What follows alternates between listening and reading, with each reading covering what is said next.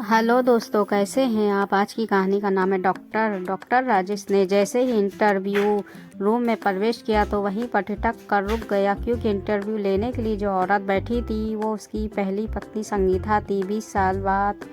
20 साल पहले दोनों का डिवोर्स हो चुका था। जब वो वापस कमरे से बाहर जाने लगा तो डॉक्टर संगीता ने उसे पुकारा, रुकिए, इंटरव्यू ना सही, कुछ देर बैठिए तो सही। डॉक्टर राजेश को ना चाहते हुए भी रुकना पड़ा। वो संगीता के सामने जाकर बैठ गया। बोला, आपने सर्जन की विज्ञापन दे रखी थी, तब सोचा मैं भी ट्राई करके देखूं।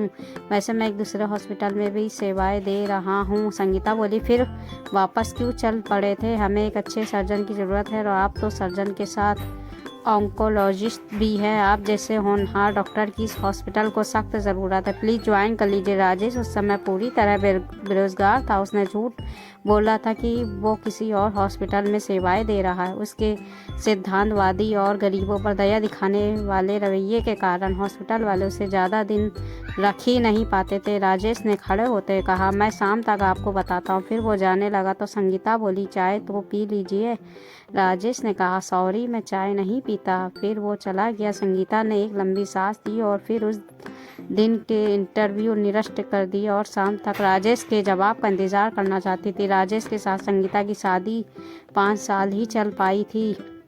राजेश पूरी तरह धर्मात्मा किस्म का व्यक्ति था। राह चलते गरीबों पर भी पैसे लुटा देता था, भिखारियों को घर ले आता था, उन्हें नए कपड़े और खाना खिलाकर वापस भेजता था। इतना ही नहीं, गली के सारे आवारा कुत्ते भी राजेश के दोस्त थे। वो सबको खाना देता था। इस कारण उसके ड्यूटी पर से लौटने के समय सारे कुत्ते उसके घर के आगे इकट्ठा हो जाया करते थे। राजेश कभी कभी तो पूरे महीने की तनख्वाह करीबों में लुटा देता था। संगीता को इन सब कामों से चिढ़ थी। फिर दोनों की नहीं जमी तो डिवोर्स हो गया। जब दोनों का डिवोर्स हुआ तब उनका बेटा रवि 3 साल का था, जो अब भी संगीता के पास ही था।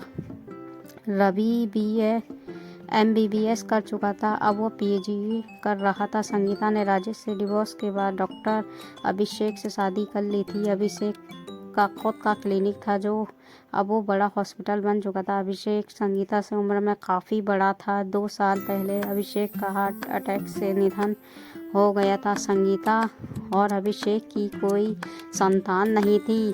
आज संगीता एक बड़े हॉस्पिटल की मालिक थी। पैसों की कोई कमी नहीं थी, मगर ज़िंदगी में चैन नहीं था। वो आज भी राजेश को याद करती थी। एक बेइंतहा प्यार करने वाले शख्स को खोकर उसे आज भी पछतावा था। वो एक बार फिर राजेश के करीब रहना चाहती थी। वो नहीं जानती थी राजेश ने दोबारा शादी की या नहीं, बस वो ये चाहती कि राजेश उसके हॉस्पिटल में रहे। वो चाहे तो गरीबों का फ्री में ही इलाज करे। शाम को राजेश का फ़ोन नहीं आया तो संगीता बेचैन हो गई। उसने राजेश के नए नंबर तलाशे, फिर उसे फ़ोन मिलाया। बोली, आपने जवाब नहीं दिया, अभी तक मैं इंतज़ार में थी। राजेश बोला, सॉरी, मैं आपके हॉस्पिटल में काम नहीं कर पाऊँगा। संगीता बोली, प्लीज़ मना मत करिए, सब कुछ आपके मन मुताबिक होगा। आपको जो भी गरीब और मजलूम लगेगा उससे एक पैसा भी नहीं लिया जाएगा, प्लीज़ मान जाइए। राजेश बोला, सोच लीजिए, मेरे कारण बहुत नुकसान उठाना पड़ेगा। संगीता बोली, मंजूर है, आप सुबह ज्वाइन कर रहे हैं ना। वो बोला, हाँ, आ जाऊंगा। राजेश का आना पक्का हो गया तो संगीता ने चैन की सांस ली। ये वक्त भी अजीब खेल रचता है। जिस संगीता को राजेश की दरियादिली बुरी लगती थी, आज उसे अच्छी लगने लगी थी। सुबह संगीता ने राजेश के पसंदीदा कलर की साड़ी पहनी। वो जल्दी हॉस्पिटल पहुंच गई। राजेश समय पर पहुंचा और उसने अपने काम में लग गया। उसने संगीता की तरफ ज़्यादा तवज्जो नहीं दी। धीरे धीरे वक्त गुजरने लगा। एक दिन संगीता राजेश को शाम के भोजन पर घर ले आई। राजेश ने देखा कि संगीता की गाड़ी पहुंचते ही उसे एरिया के बहुत सारे आवारा कुत्ते और 10-12 गाय इकट्ठा हो गई थी। संगीता ने उनको गाड़ी से निकाल कर खाना खिलाया।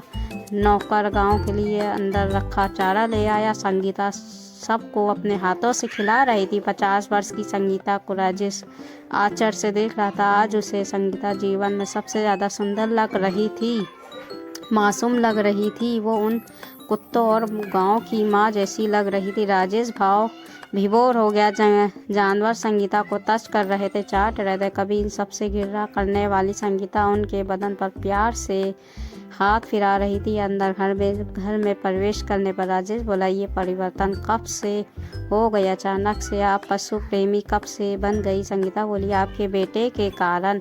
5 साल पहले मुझसे बोला था कि मैं पत्थर दिल हूँ। मुझे गॉड ने माँ कैसे बना दिया, वो बिल्कुल आप पर गया। आज घर आया हुआ है, देखोगे नहीं क्या? राजेश बोला, उसे देखने के लिए तो आंखें तरस गई हैं। कहाँ है? तो फिर राजेश ने देखा 25 वर्षीय जवान उसकी तरफ बढ़ रहा था। राजेश को वो अपनी परछाई जैसा लगा, हूबहू उसकी कॉपी था। वो आते ही राजेश के पैर लगा तो राजेश ने उसे उठा कर सीने से लगा लिया। संगीता बोली, जानते हो क्या एक दूसरे को पहले से? राजेश हंस कर बोला, पिछले सालों में कई बार मुझसे आकर मिल चुका है, मगर इसने हॉस्पिटल के बारे में कभी नहीं बताया था। वो सर्जन वाली विज्ञापन भी इसी ने भेजी थी मुझे। संगीता ने बेटे को एक मुक्का जमा कर कहा, मुझे कभी नहीं बताया तुमने? बेटा हंस कर बोला, मम्मी तुम तो इतना रिश्ता तोड़ चुकी हो, इनसे रिश्ता तोड़ चुकी है, इसलिए गैरों के बारे में बताने से क्या फ़ायदा था? जब फिर खाना खाने के बाद राजेश जाने लगा तो वो बोली, एक बात कहूँ?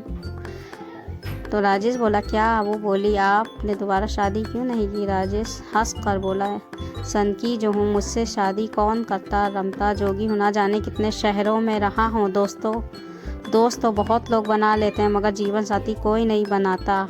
बेकार हूँ, अभी तक 1 रुपया भी जमा नहीं किया। संगीता बोली, आपने दुआएं बहुत जमा कर ली हैं। आप जैसा इंसान बनना बहुत कठिन है। जब से आपसे अलग हुई हूँ, दिल का एक कोना खाली सा रह गया है। मैं भी आपकी तरह बनने की कोशिश कर रही हूँ, मगर वो खाली कोना भरता ही नहीं। राजेश बोला, अब चलता हूँ। संगीता बोली, रुको तो, आपसे कुछ कहना है। राजेश बोला, क्या? संगीता बोली, क्या हम पहले की तरह एक नहीं हो सकते? राजेश बोला, नहीं, अब मेरा दिल साथ रहने की इजाज़त नहीं देता। संगीता बोली, मैं अपना सब कुछ बेचकर दान कर दूंगी, साथ में कुछ भी नहीं लेकर आऊंगी, प्लीज़ मुझे भी साथ ले लो। राजेश बोला, दान करने से अच्छा है सबका मुफ्त इलाज करो, क्योंकि इससे बड़ी सेवा दुनिया में कोई नहीं है। संगीता बोली, आप जो कहोगे करूंगी, मगर मुझे आप चाहिए, आपका साथ चाहिए। राजेश बोला, नहीं, अब मैं किसी एक का नहीं हो सकता। ये पूरी धरती मेरा घर है, मैं सबका हूँ। कल से मैं हॉस्पिटल नहीं आ पाऊँगा, आप किसी और को रख लीजिएगा। फिर राजेश ने कुछ नहीं सुना और चला गया। संगीता नम आँखों से राजेश को दूर होते हुए तब तक देखती रही जब तक वह आँखों से ओझल नहीं हो गया। फिर जब बेटे ने माँ के कंधे पर हाथ रखा तो उसे होश आया। बेटा बोला, अंदर चलो, माँ पापा जा चुके हैं। कुछ लोगों को एक बार खो देने के बाद वो दोबारा नहीं मिलते। ये हिंदी कहानी आपको कैसी लगी? अगर कहानी अच्छी लगी है तो कहानी को लाइक करें, सब्सक्राइब करें। मिलते एक नई हिंदी कहानियों के साथ, तक के दुआओं में याद रखें। अल्लाह हाफिज़।